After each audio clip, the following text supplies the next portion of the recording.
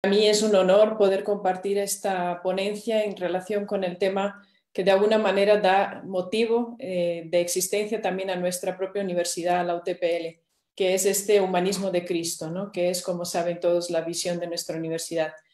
Pues se me ha pedido que hablara sobre el humanismo de Cristo desde el carisma idente y esperamos poder satisfacer las expectativas, por lo menos profundizar un poquito más en este gran tema que a todos tanto nos interesa.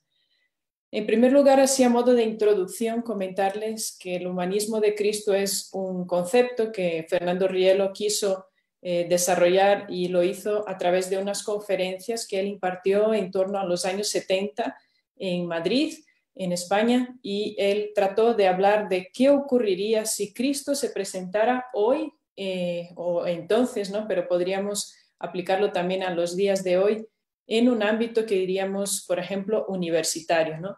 Y en este libro es una trilogía, el número de conferencias que él impartió se recogieron finalmente en 3 libros que titulamos, o él tituló Apologética Forense, con ese sentido de presentar el pensamiento de Cristo en los ámbitos públicos, poder compartir cuál es su aporte, ¿no? Entonces, en estos 3 libros, pues el del humanismo de Cristo sería el segundo. Yo voy a tratar de exponer, de cierto modo, pues cuál es el núcleo de este aporte de Fernando Rielo para posteriormente aplicarlo, dar algunas conclusiones respecto de cómo vivirlo desde el mundo universitario. Lo primero que tendríamos que tener en cuenta cuando hablamos de ese humanismo de Cristo es lo que Fernando Rielo proponía, es decir, Cristo propone un modelo, ¿no? Propone un modelo, una forma de entender la realidad, y él lo explicaba como ese fundamento metafísico. Cristo como metafísico, según Fernando Rielo, no ha sido quizás a lo largo de la historia tomado en serio. Se han tratado muchos pensamientos, se ha hablado de Aristóteles, de Platón, se ha hablado de Sócrates, se ha hablado de Descartes, se ha hablado de muchos pensadores y se ha hecho un estudio muy profundo de sus aportes, pero no se ha hablado de Cristo como profundo o verdadero o incluso por antonomasia el gran metafísico de la historia. Y eso es lo primero que Fernando Rielo expone cuando habla de este humanismo de Cristo.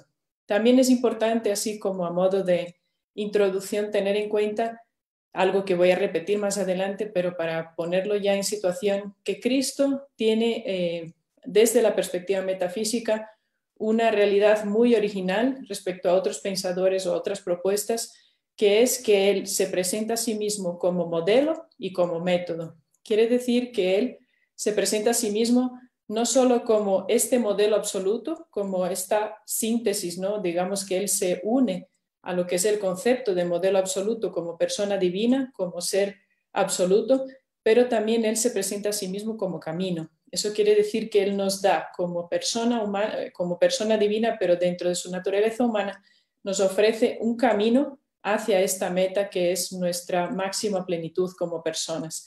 En ese sentido, tener en cuenta pues ese pequeño aspecto, ¿no? Bueno, lo primero que quisiera exponerles son algunas claves que aparecen en este libro y después, desde la perspectiva más filosófico-teológica, intentar vincularlos entre sí con otros conceptos o con otros paradigmas. Son 4 elementos los que he elegido que están presentados en este libro. Lo primero que Fernando Rielo presenta en este libro y que es su aporte, digamos así, o su gran inquietud respecto al humanismo de Cristo es que el humanismo de Cristo, él decía, no es el humanismo cristiano. O sea, ¿en qué sentido? Pues que el humanismo cristiano de algún modo es consecuencia de una historia de lo que ha sido la religión cristiana, el cristianismo, tanto en la Iglesia Católica como en otras confesiones cristianas. No se trata tanto de resultado de este desarrollo histórico de lo que fue después el cristianismo, sino de la persona de Cristo, cuál es el humanismo que Cristo presenta en su mensaje de manera neta cuando él vino a este mundo pues a presentarnos este evangelio. ¿Cuál es el mensaje humanista que él presenta? Entonces Fernando Rielo dice que su mensaje tiene una clave que no ha sido explotada suficientemente y esta clave es la perfectio, o sea, la perfección en el sentido de la perfección. Cristo habla de un mensaje de perfección. La esencia de este mensaje es la perfección en el amor. No es el perfeccionismo, sino una manera de comprender que el ser humano está llamado a superar sus límites, a superar todas esas condiciones que tiene por su realidad somática, psicológica, para llegar a ser tal y como es, en este caso, Cristo mismo, ¿no? Como una persona que ha vivido en plenitud el amor en esta vida. Entonces, esta es la clave que lleva este humanismo de Cristo. Es una clave que no ha sido suficientemente explotada. Otros humanismos han presentado otros aspectos, ¿no? Como puede ser el uso de la razón, el uso, pues, o el manejo de los sentimientos, la conciencia incluso, o una ética, pues, de cuidado de los demás, etcétera. Muchos otros aspectos, pero no se han centrado en esta llamada que es la que Cristo nos trae de vivir la perfección en el amor. O sea, esta es quizás la primera y más importante de las claves. La siguiente clave sería la necesidad de una sensibilidad y buen gusto. Cuando Fernando Rielo habla de la sensibilidad y buen gusto, él destaca dos aspectos fundamentales. Uno es que la persona tiene que ofrecer una disposición. O sea, una disposición quiere decir una apertura, un deseo, un esfuerzo personal, una generosidad.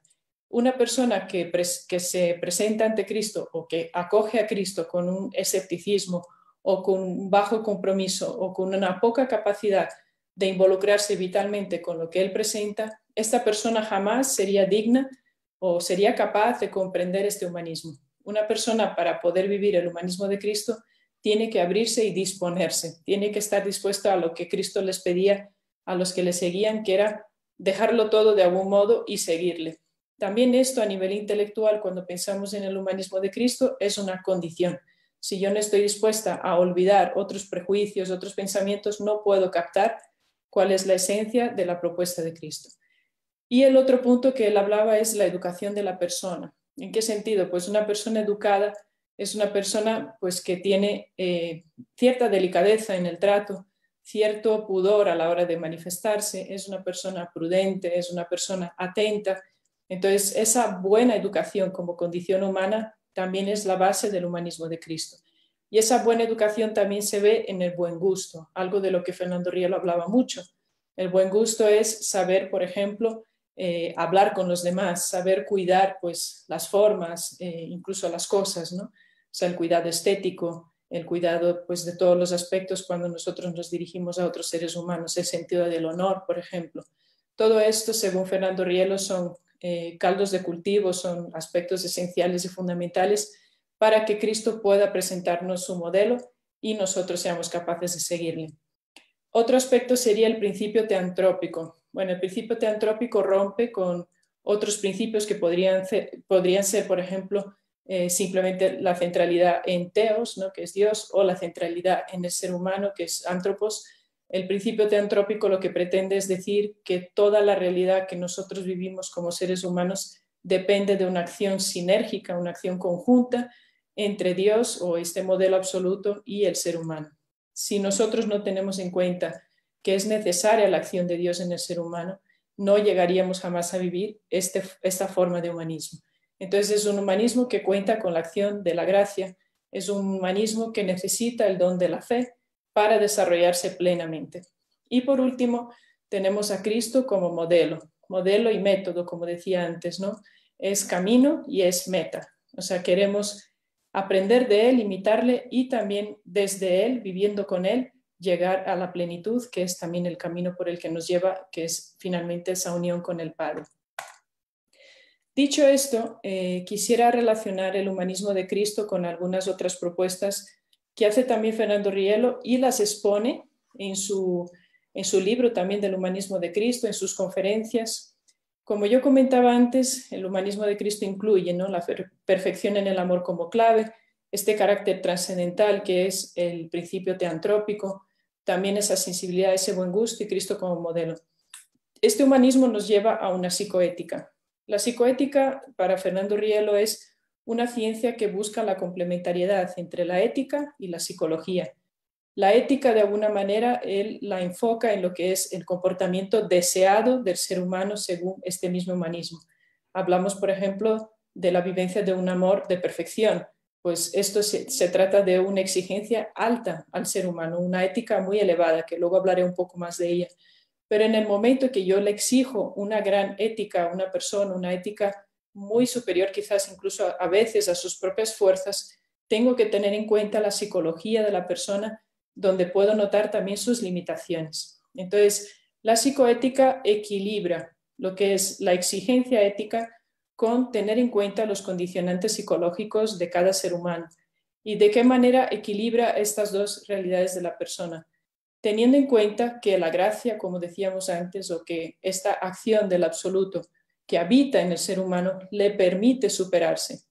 Con lo cual, aunque hay que tener en cuenta las limitaciones humanas, también hay que contar con esta ayuda extra que le permite al ser humano superarse. Entonces, la psicología busca este equilibrio y este equilibrio está dado también por esta presencia del absoluto en el ser humano. ¿Cómo nosotros conseguimos pues, fundamentar este absoluto en el ser humano? Pues con una correcta visión de la persona, con una fundamentación antropológica. Y de ahí que decíamos que la concepción mística de la antropología, o sea, esta forma de entender la antropología es la que le da base a una ética que tiene como exigencia una responsabilidad moral y una actuación de la gracia. Finalmente, esta psicoética, que también es necesaria para vivir este humanismo de Cristo, nos lleva a una pedagogía del éxtasis. La pedagogía del éxtasis para Fernando Rielo es la clave, digamos así, de la superación de la persona, ¿no? Cuando yo decía que una persona tiene limitaciones psicológicas, esto es un hecho, no se trata de exigir a la persona mucho más de lo que en este momento es capaz de dar, pero sí existe una pedagogía, una forma de llevar a esta persona a ir superando estas limitaciones. Y la forma de salir de esas limitaciones es esa pedagogía del éxtasis. En la medida en la que yo reconozco mis limitaciones, pido ayuda a esta gracia, estoy saliendo de mí.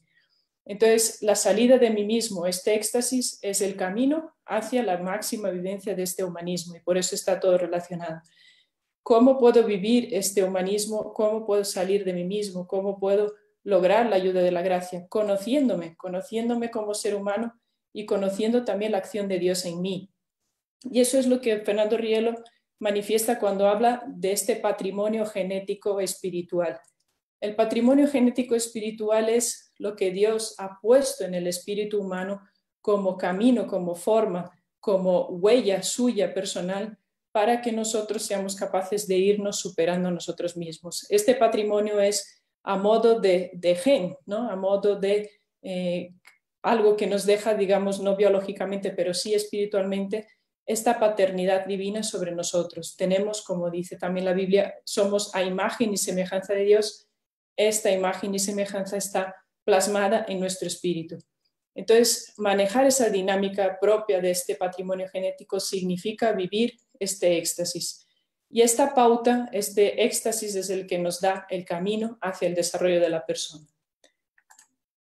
Bueno, aquí presento simplemente un pequeño recordatorio, ¿no? De que la metafísica, que es este modelo absoluto, esa visión de toda la realidad, propone un modelo, un axioma. Y todo esto dentro del humanismo de Cristo está de alguna manera enraizado en la relación de las personas divinas entre sí. Nuestro modelo metafísico es un modelo que abarca toda la realidad y también es capaz de dar unidad, dirección y sentido a todas las cosas.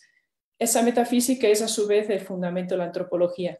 Esta huella que tenemos los seres humanos de Dios es una huella de este modelo metafísico. Es una puerta abierta, digamos, a esta plenitud que no nos pertenece, pero sí nos habita y nos permite avanzar hacia ella. Entonces, la antropología, que está fundamentada en esta metafísica, es la que nos da la explicación, las claves de cómo puedo ir desarrollando a la persona, dignificando su ser y desarrollando también todas esas potencialidades que este patrimonio genético ha puesto en mí. Por último, simplemente comentar un poco este humanismo de una manera un poco esquemática, cómo se relaciona dentro del pensamiento de Fernando Rielo. Fernando Rielo, cuando habla de espiritualidad, se refiere a todas las acciones humanas, es decir, todo lo que hacemos, sea bueno, sea malo, es espiritual, porque nuestra libertad está en nuestro espíritu. Es decir, toda la espiritualidad humana puede ser tanto degradada como potenciada desde una perspectiva de perfección. Dentro de esa espiritualidad está la ética. La ética para Fernando Rielo, cuando lo enmarca así en un contexto más particular, él se refiere como ética al cumplimiento de la norma. Sería básicamente como los 10 mandamientos, una ética general, una ética de mínimos. Sin embargo, cuando hablamos de ascética, estamos hablando ya de una ética especializada, que es un comportamiento de acuerdo con este patrimonio genético espiritual que Dios ha puesto en nuestro espíritu. Bueno, simplemente por dar algunos ejemplos de este patrimonio genético espiritual, ¿en qué lo vemos? Pues lo vemos en la belleza, en la bondad, en la verdad. Lo vemos, por ejemplo, en lo que creemos, en lo que esperamos, en lo que amamos, con esa fe, la esperanza, la caridad. Lo vemos en nuestro sentido de perfectibilidad, lo vemos en la ley de la inmanencia y la trascendencia, y lo vemos fundamentalmente en la vivencia de las virtudes. Todo eso para Fernando Rielo es vida ascética, pero también es vida mística. ¿Y qué quiere decir que sea ascético y místico? Pues el ámbito ascético es el ámbito que nosotros ponemos como seres humanos dotados de libertad, es nuestro esfuerzo personal por adherirnos a este modelo, por adherirnos a una ética de perfección, y la mística es la gracia que actúa en nosotros para hacerlo posible. Entonces, este es el principio teantrópico, la ascética y la mística siempre van unidos y de esta manera nosotros nos desarrollamos como personas. Bueno, básicamente esto es de manera resumida, simplemente por poner algunas claves finales. En el entorno universitario, entonces, ¿qué deberíamos hacer? Plantearnos a Cristo, tomarlo en serio, ¿no? O sea, escucharle a Cristo y todas sus propuestas como modelo metafísico y como fuente de verdad. Si nosotros nos lo tomamos en serio, tenemos un campo de actuación muy amplio para todas las ciencias. Tenemos que aplicar el modelo de Cristo a cada uno de los ámbitos de conocimiento, empezar a sacar conclusiones de su comportamiento, de su forma de actuar, cómo eso repercute en todas las demás cosas que nosotros hacemos para que Él sea verdaderamente este modelo en nuestras vidas. Tener en cuenta siempre la acción teantrópica, o sea, el principio de que no solo estoy actuando yo, sino que hay algo más o alguien más que me ayuda a llegar a esta ética de la perfección, que es en definitiva la ética de las bienaventuranzas. Como todos sabemos, el pequeño evangelio que Cristo propone es esta bienaventuranza. Pues finalmente recordar la perfección como clave para nuestro comportamiento desde este humanismo, y que así nosotros podríamos desarrollar también todas esas ciencias experienciales que, más allá del campo experimental, que serían las ciencias experimentales, son las que verdaderamente dan dirección y sentido a todo lo que nosotros hacemos en la vida universitaria y en la vida en general. Pues nada más, muchísimas gracias por la atención de todos.